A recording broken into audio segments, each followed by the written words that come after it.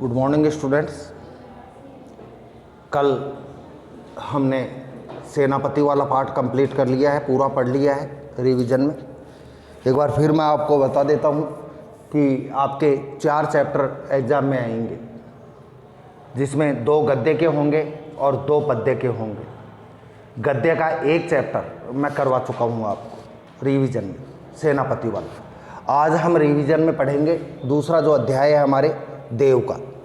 ठीक है, सबसे पहले कवि परिचय देखिए जो आपके एग्जाम में आएगा, बोर्ड एग्जाम में।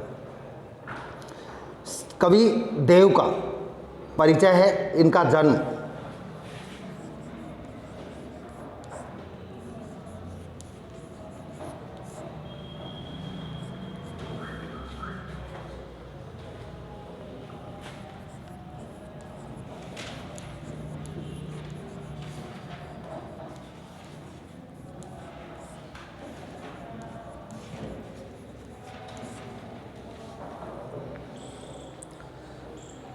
संवत 1730 में इनका जन्म हुआ था। संवत न कि सन। सन और संवत में क्या अंतर है? पहला अंतर तो सन और संवत में ये है, सन अंग्रेजी महीनों के हिसाब से होता है, जो इस समय जैसे 2020 चल रहा है, और संवत हिंदी महीनों के हिसाब से होता है। संवत सन से 57 वर्ष आगे होता है। जैसे 2020 चल रहा है, इसमें 57 जोड़ दो। इस समय संवत 2077 चल रहा है। संवत 2077 है और सन आपको मालूम है ही 2020। तो इनका जन्म संवत 1730 में हुआ था, इनकी मृत्यु 1824 में हुई।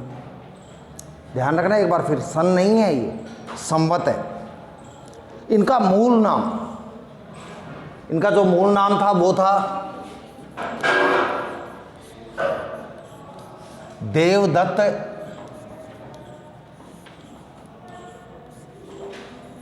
द्विवेदी। इनका मूल नाम था देवदत्त द्विवेदी, मतलब सेनापति की तरह ये भी ब्राह्मण ही थे। रीतिकालीन काव्य परंपरा में पहले भी बता चुका हूं, एक बार फिर बता देता हूं। रीतिकाल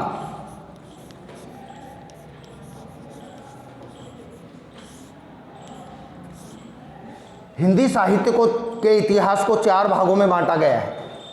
हिंदी साहित्य के इतिहास को 4 भागों में बांटा गया है। पहला है आदिकाल, पहला आदिकाल, दूसरा भक्तिकाल, पहला आदिकाल, दूसरा भक्तिकाल, तीसरा रीतिकाल और चौथा आधुनिक काल। अब एक प्रश्न आता है कि साहब ये रीतिकाल होता क्या है? रीतिकाल उस काल को कहा जाता है जब देश में राजा महाराजाओं का शासन था, और राजा महाराजाओं के शासनकाल में जो कवि थे वो ही लिखते थे जो उनके राजा को पसंद होता था, जो राजा को अच्छा लगता था। अपनी पसंद से नहीं लिखते थे, क्योंकि उनको आजीविका चाहिए थी, उनको नौकरी चाहिए थी राजाओं के दरबार में। इसके अलावा कुछ कवि ऐसे थे जो राजाओं की इच्छा के अनुसार नहीं लिखते थे, उनको जो खुद को जो लिखना है वो लिखते थे। कवि देव ऐसे ही कवियों में थे। रीतिकाल में सबसे ज़्यादा जो बात थी वो थी श्रृंगार की।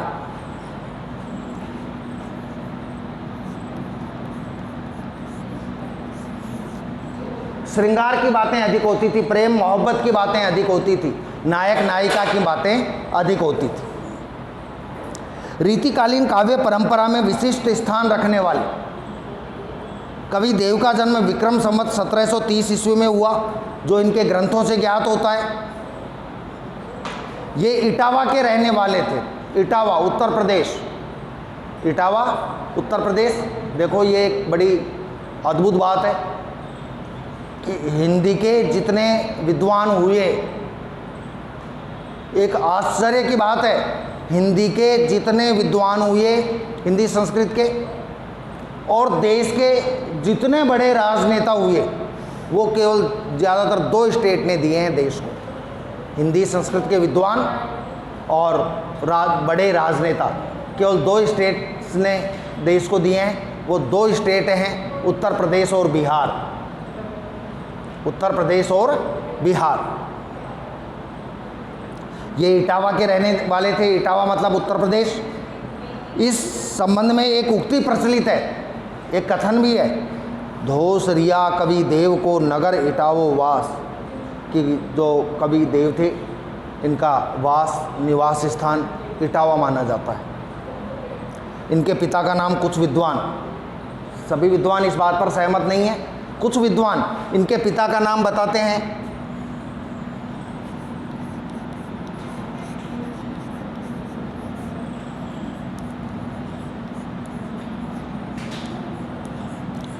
बिहारी लाल दुबे, दुबे कह दो, द्विवेदी कह दो, एक ही मतलब है। चतुर्वेदी का चौबे कर दिया, द्विवेदी का दुबे कर दिया, शॉर्ट फॉर्म कर दी। तो बिहारी लाल दुबे, कुछ विद्वान इनके पिता का नाम बताते हैं। इनके वंशज वर्तमान में इटावा और कुसमरा में रहते हैं। इनके जो पूर्व वंशज हैं, इनके पीढ़ी के बाद वाले लोग हैं, जो कुछ तो इटावा में रहते हैं और कुछ कुसमरा में रहते हैं। देव की रचनाओं की संख्या 52 मानी जाती है। बच्चों, कवि देव ने कितनी रचनाएं लिखी? इनकी रचनाओं की संख्या 52 मानी जाती है, किंतु इनकी प्रमुख और प्राप्य रचनाओं में सारी रचनाएं उपलब्ध नहीं है। कोई सोचे कि 52 की 52 रचनाएं पढ़ लें हम या मिल जाएं हमको। इनकी रचनाओं की संख्या 52 मानी जाती है, जो सारी उपलब्ध नहीं है। जो प्रमुख रचनाएं इनकी उपलब्ध हैं वो कौन कौन सी हैं? भाव विलास, भाव विलास, भवानी विलास, कुशल विलास, रस विलास, ये चार तो विलास की हो गई। भाव विलास, भवानी विलास, रस विलास और कुशल विलास। फिर है काव्य रसायन, देव चरित्र, अष्टयाम, सुजान विनोद और प्रेम तरंग। ये इनकी रचनाएं मानी जाती हैं, प्रमुख रचनाएं जो प्राप्य हैं, वर्तमान में उपलब्ध हो सकती हैं। देव ने भी केशव की भांति कवि और आचार्य कर्म का निर्वाह किया है। जैसे रीतिकाल के प्रसिद्ध विद्वान हुए हैं कवि केशवदास, वो कवि भी थे और आचार्य भी थे।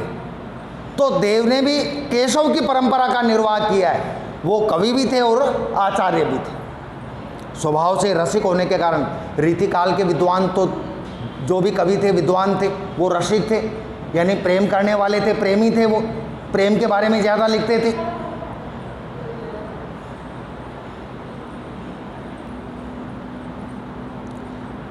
स्वभाव से रसिक होने के कारण रसिक, प्रेमी, क्योंकि प्रेम की बातें ज़्यादा सुनते थे राजाओं के दरबार में, प्रेम की बातें ही कहते थे, प्रेम की बातें ही लिखते थे कि अपने आप रसिक हो जाता है। रसिक होने के कारण उनके काव्य में श्रृंगार रस का उच्छल प्रभाव बहता है। उन्होंने जो ज़्यादा वर्णन किया है वो श्रृंगार रस का वर्णन किया है, प्रेम का वर्णन किया है, प्रेम मोहब्बत की बातें ज़्यादा लिखी हैं। इनकी रचना है एक सुजान विनोद, नीचे ऊपर लिखा हुआ है सुजान विनोद में प्रेम ही प्रेम की बातें हैं।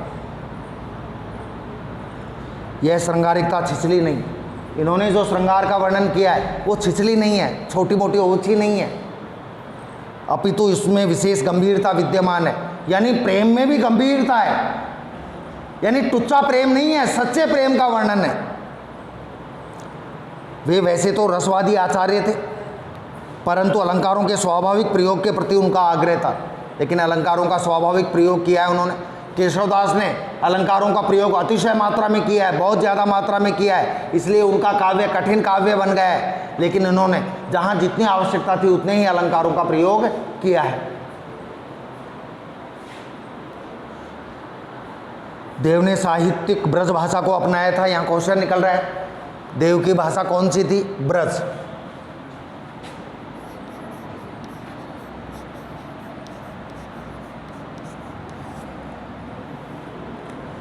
ध्यान रखना, मेन एग्जाम में, बोर्ड एग्जाम में आपके देव की व्याख्या आ जाए तो विशेष में लिखोगे प्रस्तुत अवतरण की भाषा ब्रज है, परंतु उसमें संस्कृत, प्राकृत, अपभ्रंश, फारसी तथा उत्तर भारत की अन्य बोलियों के शब्दों का स्वतंत्रता से प्रयोग मिलता है। देव ने ब्रज भाषा के साथ साथ, ब्रज भाषा का तो इनके काव्य की मुख्य भाषा है ब्रज, लेकिन ब्रज के अतिरिक्त, ब्रज भाषा के अलावा संस्कृत के शब्द हैं, प्राकृत के शब्द हैं, अपभ्रंश जो बिगड़ गए हैं वो शब्द हैं, विकृत, फारसी के शब्द हैं और उत्तर भारत की अन्य बोलियों के शब्द हैं, जैसे खड़ी बोली है, कश्मीरी है, अपने बुंदेलखंडी है, इन भाषा के शब्दों का प्रयोग भी इन्होंने किया है। इस प्रकार कवि देव काव्य दृष्टि और आचार्य दृष्टि के कारण ऐसे महाकवि हैं, कवि की दृष्टि से भी और आचार्य की दृष्टि से भी ऐसे महाकवि हैं ये, जिन्होंने तत्कालीन सामाजिक एवं साहित्यिक परिस्थितियों में हिंदी साहित्य को अमूल्य ग्रंथ रत्न प्रदान किए। तत्कालीन जो सामाजिक व्यवस्था थी उसके हिसाब से और साहित्यिक परिस्थिति थी उसके हिसाब से हिंदी साहित्य को अमूल्य ग्रंथ दिए हैं, जिनकी आज कोई कीमत आंक ही नहीं सकते हैं। पाठ परिचय, 3 ही पद हैं इस पाठ में। यहाँ निर्धारित कविता में देव ने अपने आराध्य श्री कृष्ण का गुण कथन किया है। जो पहला पद है उसमें श्री कृष्ण के बाल रूप का वर्णन किया है, जब वो चलने फिरने लग गए थे, छोटे थे, उस समय का वर्णन किया है पहले पद में। सांवरिया श्री कृष्ण के पाँवों से घुंघरू के मधुर स्वर झंकृत हो रहे हैं। जब वो चलते फिरते हैं तो उन्होंने पैरों में घुंघरू, पैरों में पायल पहन रखी है, नूपुर, और जब वो पायल पहनकर चलते हैं तो एक ध्वनि उत्पन्न होती है, रुनझुन रुनझुन की, मधुर स्वर झंकृत हो रहे, वे पीत वसन में सुहावने लग रहे हैं।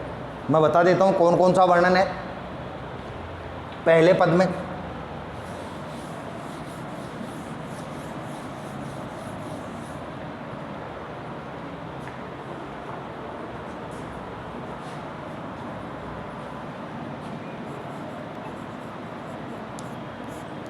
चलने पर पायल की आवाज़ आ रही है।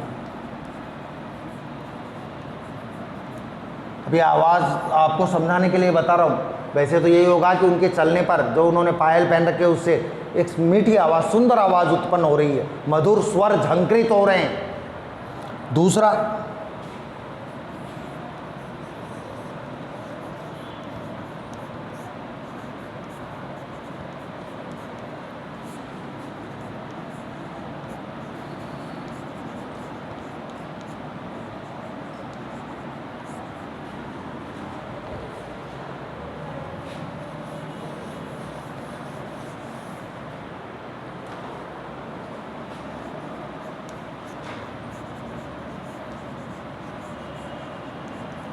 पीले वस्त्रों में बहुत सुंदर लग रहे हैं। तीसरा,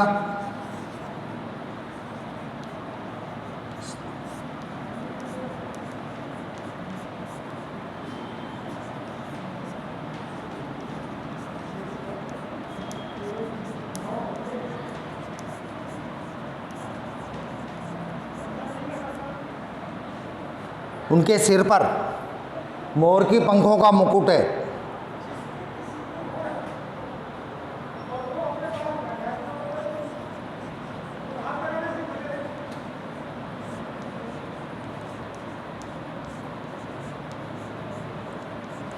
चंचल उनके नेत्र हैं।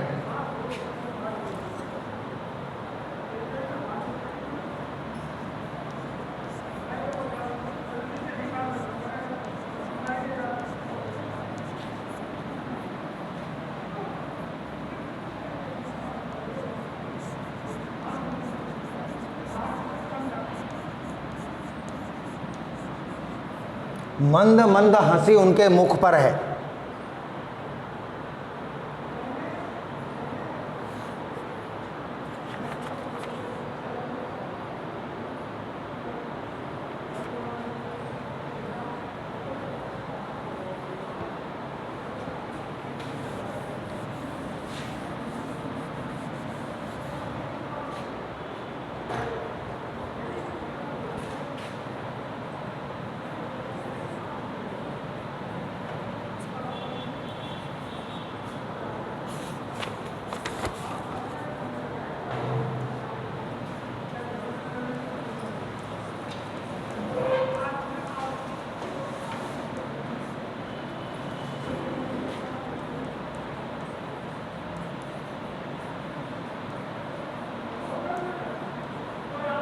छाती पर माला शोभायमान है।